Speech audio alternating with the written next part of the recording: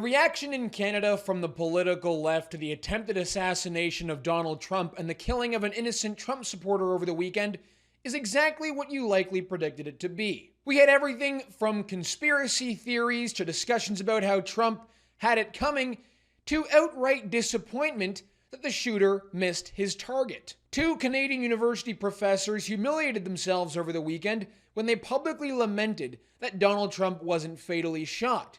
The reaction was so harsh that they had to delete their tweets and restrict their X accounts.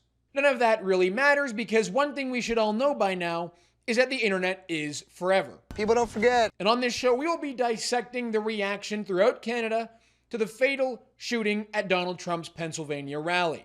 Before we do that, however, be sure to drop a like on this video, help us out by subscribing to the True North YouTube channel, and the comment question for the episode is this: how do you think the Trump rally shooting will impact the US presidential election? Let me know your answer in the comments below, and let's get into it. We all know the left loves to engage in cancel culture, especially university professors. It seems to be their favorite hobby, especially over the past 5 to 6 years now. Cancel culture comes for every conservative at some point, and some more than others. So let's return the favor on this show today, shall we? Let's begin with UBC professor Karen Pinder, who has thoroughly humiliated herself and the university she works for over the weekend. As far as we can tell, Dr. Karen Pinder is still employed at the University of British Columbia, but for how long we just aren't sure. She's a professor of teaching at UBC, but it seems she may require some time on the other side of the classroom when it comes to social media. Because just hours after the fatal shooting at the Donald Trump rally in Pennsylvania, where an innocent Trump supporter, a firefighter, a father of 2 young daughters, was killed, Dr. Karen Pinder went to social media and just couldn't help herself but lament the fact that the shooter missed his target. As she wrote in a now deleted tweet, "Damn, so close, too bad. So close, in fact, so close that an innocent man had his life taken from him for just going to a political rally." And then a woman with what appears to be 5 needles in her Twitter username. Now that's now become the sign of someone who's, making a parody account of these freaks. But this woman here, IRA Monty, responded the exact same way. "Damn it, so close. And now he'll milk being a victim for more votes. I really wish the person had better aim." You just don't have to respond to everyone on social media who writes a comment underneath your posts. But Dr. Karen Pinder, she went back again and doubled down. What a glorious day this could have been. I mean, what else can you really say? It's disgusting. But more so, it shows how a lot of these people actually think. And not just what they think about the former president of the United States, the current Republican nominee for president, but maybe what they think about Republican voters. Maybe what they think about conservative voters in Canada. You would have to be so convinced that you're on the right side of history, you're on the right side of a political argument, to lament the fact that a presidential candidate nearly died and that the shooter didn't have better aim. What would Dr. Karen Pinder say if this happened to the conservative leader, to Pierre Poilievre? What would Dr. Karen Pinder have said had the shooter not missed his target by millimeters? The unfortunate reality is that Dr. Pinder is likely not the only professor at UBC or any other university in Canada who genuinely feels this way. I'm sure that if she knew she stood alone, she wouldn't be posting about it on social media. You also had University of Guelph professor Shoshana Jacobs from the Guelph Department of Integrative Biology, who wrote this on Twitter in the aftermath of the Trump shooting: "When 4 inches really matters." But Jacobs went even further than Dr. Karen Pinder. Jacobs laughed. She laughed about the death of Corey Comprator, the Pennsylvania firefighter who lost his life. "He's dead," she responded. Someone else writes, "No, but someone who was standing behind him is. Others are injured. But what do you care about human life? If they disagree with you, they should die, right?"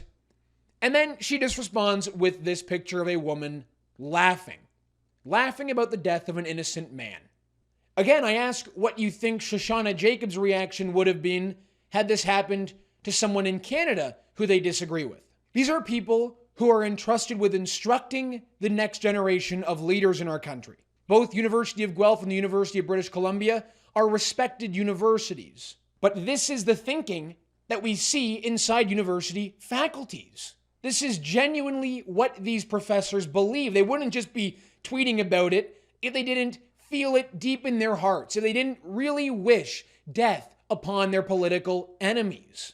To actually laugh about the death of an innocent person who attended a Trump rally. And if they are so emboldened so as to be wishing death upon their political enemies, think about what they've been teaching and saying over the past 10 years. Imagine what these professors think in their heads about their own students who dare to issue a contrarian opinion, who dare to utter a conservative thought in their classes. Now, I don't know about you, but I would never say something like this about someone who I disagreed with politically. And I think we'd all be kidding ourselves if we didn't at least outline that there is a clear difference between how the left and how the right react to these incidents. There is a fundamental difference between the right and the left in the United States and in Canada, and we're seeing that now play out in front of our eyes.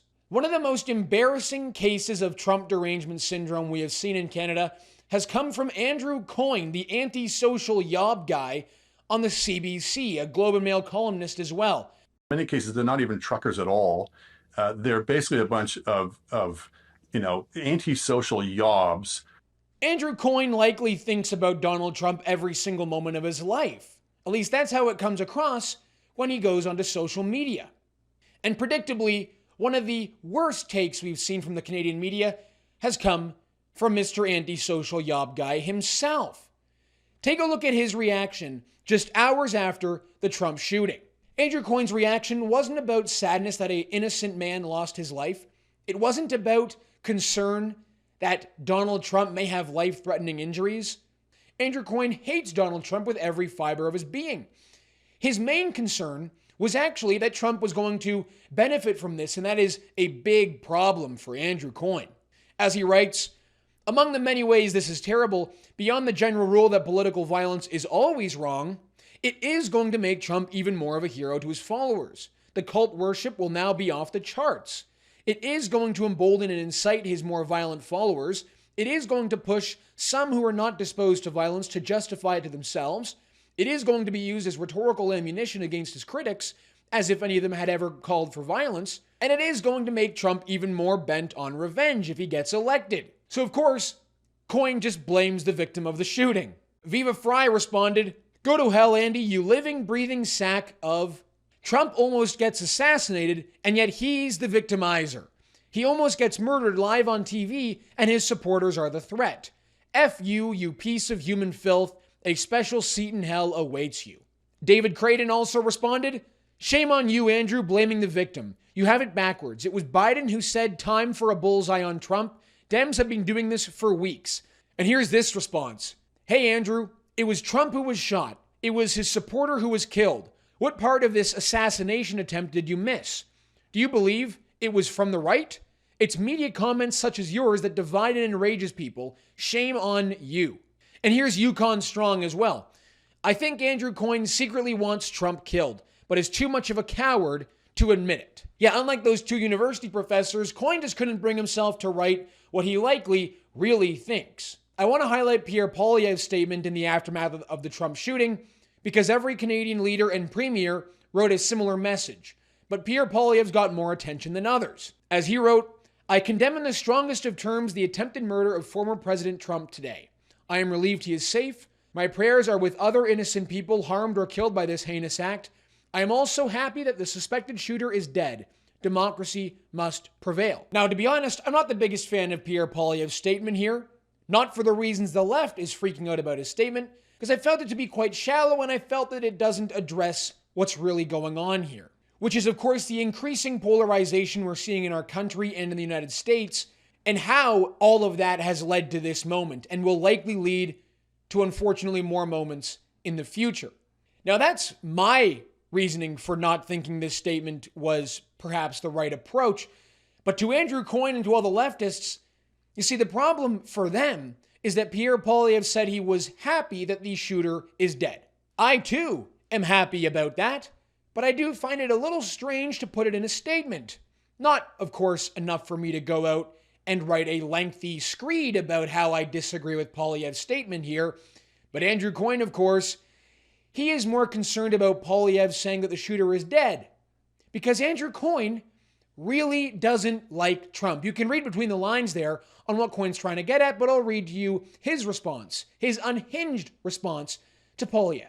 In all the reactions from political leaders the world over, I can find no other expressing such lip-smacking satisfaction at the violent death of another human being. While others appeal for calm, Poilievre rejoices in retribution. It's human enough in such moments to think it, but to say it, and not in some unguarded private moment, but as the public reaction, with the potential for further violence hanging in the air of a would-be prime minister, this is not normal. It wasn't Andrew Coyne who expressed sadness at the death of the victim. It's Andrew Coyne expressing frustration that Poilievre would take satisfaction in the shooter's death. Now, what do you think should happen to those two university professors? I mean, imagine walking into class and having one of those two professors teaching you. Truly unbelievable. It should be unbelievable, but it isn't. That is the state of our universities right now. That is what many of these professors actually think. Justifying political violence, encouraging it, and lamenting that a shooter missed his target, and laughing about the death of an innocent man. It's all deeply disgusting. All right, everyone, that's going to do it for us today on the show. Thank you so much for tuning in. My name is Harrison Faulkner, and this is Ratio.